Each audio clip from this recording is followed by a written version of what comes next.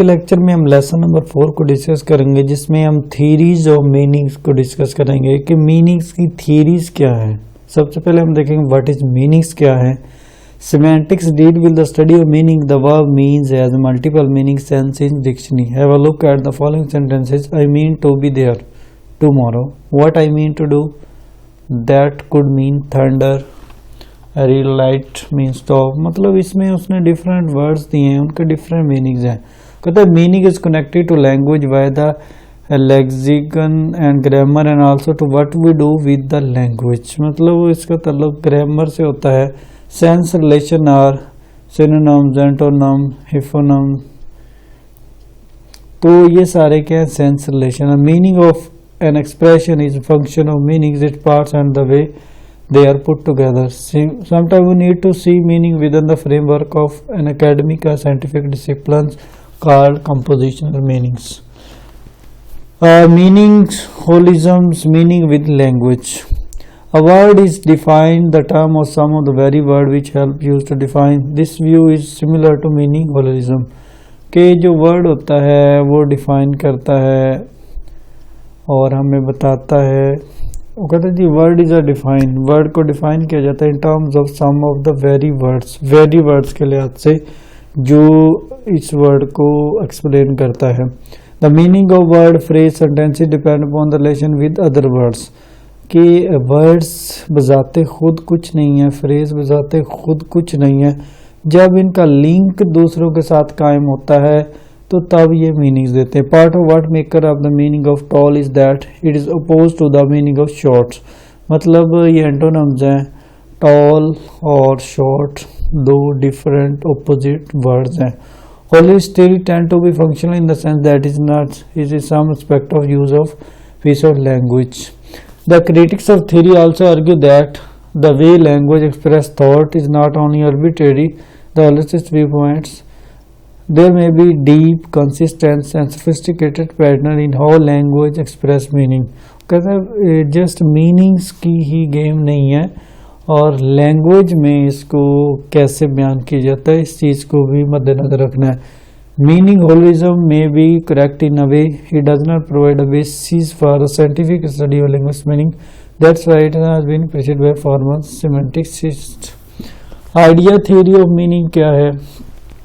If meaning are not word, our next guess might be that meaning are something in the mind, concept, thought or mind.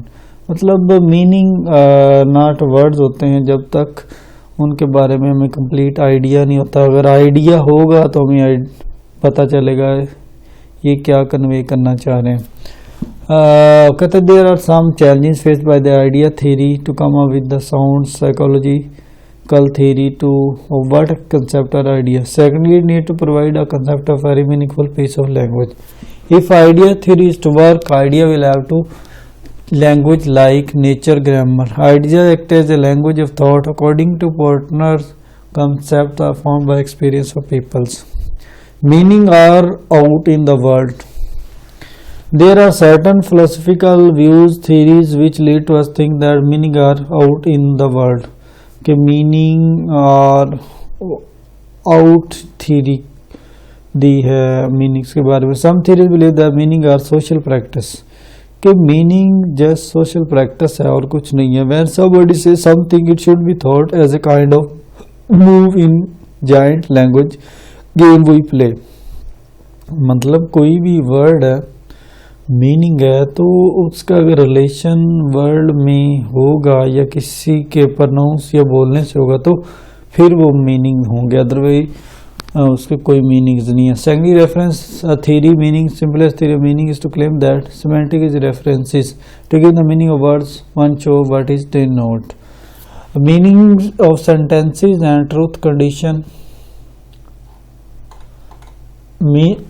There can be some possible way in which a sentence may be true or false. The knowledge of meaning involves the knowledge of condition under which it is true or false.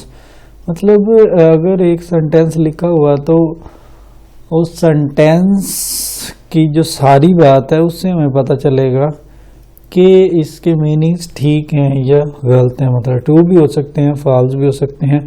हम खुद नहीं कह सकते कि ये meanings ठीक हैं, तो वो सेंटेंस हमें बताएगा। All there to be meaning of sentence is truth condition instead of knowing in fact it is true और false. The notion of possible word does not mean something imaginary and disconnected from reality.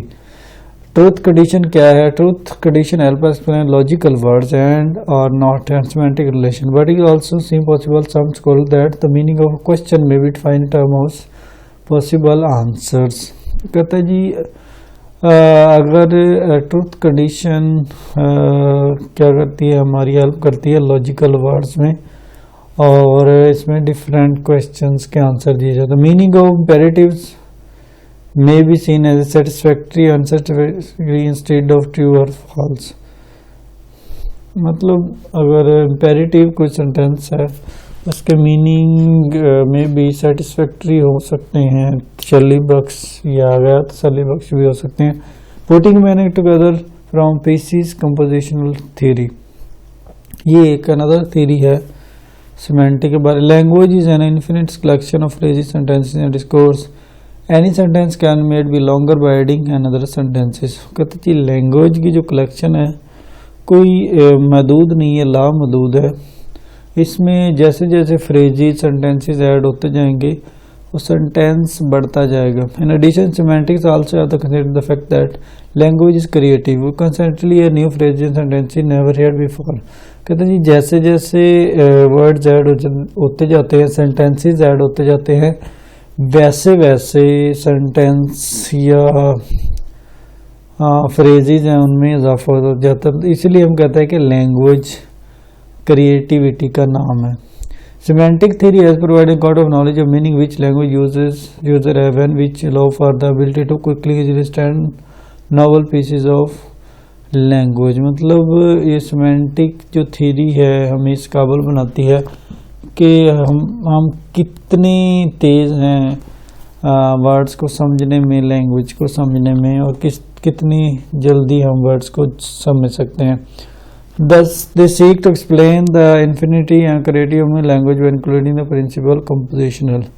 This theory says that the meaning of piece of language is based solely on the meaning of its parts। मतलब ये जो theory base करती है कि जब words pieces में होते हैं उनके मीनिंग्स अलग होते हैं, पार्ट्स में होते हैं, and the way they are put together, और जो ये हमारा तरीकाकार होता है कि हम उनको कैसे जोड़ते हैं, कैसे पुट करते हैं। With this theory we come to know that semantics has also very strong relation with the syntax. तो ये थ्योरी शो करती है कि जो सिमेंटिक्स का जो रिलेशन है सिंटैक्स या सेंटेंस स्ट्रक्चर से बहुत स्ट्रॉन्ग होता है और होना भी चाहिए। Without syntax it is useless. To understand the structure of sentence we need to have enough knowledge about its components such as a noun, verb and adjective. कहते हैं जी सेंटेंस का स्ट्रक्चर बनाने से पहले इसके बारे में हमें कंप्लीट आइडिया होना चाहिए, और पार्ट्स ऑफ स्पीच के बारे में मुकम्मल आइडिया होना चाहिए, पार्ट्स ऑफ स्पीच के बारे में जानना चाहिए।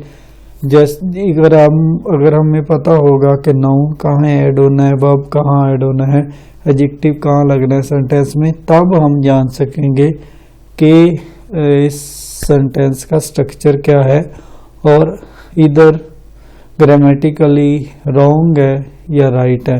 तो ये तब ही पॉसिबल है जब हमें पार्ट्स ऑफ स्पीच के बारे में कम्प्लीटली आइडिया होगा। अगर हम पार्ट्स ऑफ स्पीच के बारे में कम्प्लीटली जानेंगे तब हमें आइडिया होगा कि ये सेंटेंस अकॉर्डिंग टू ग्रामर ठीक है। तो पार्ट्स ऑफ स्पीच के बारे में भी जानना बहुत ज़रूरी है। तो आज के लेसन में हमने डिफरेंट थीरीज को डिस्कस किया। तो इनमें एक बात बहुत कॉमन जो हमें मिली कि इन मीनिंग्स बजाते खुद नहीं कुछ भी होते, जब उनको फ्रेजेस के साथ ऐड किया जाता है, सेंटेंसेस में ऐड किया जाता है, तब वो अपनी कंप्लीट शेप देते हैं और कंप्लीट मीनिंग देते हैं।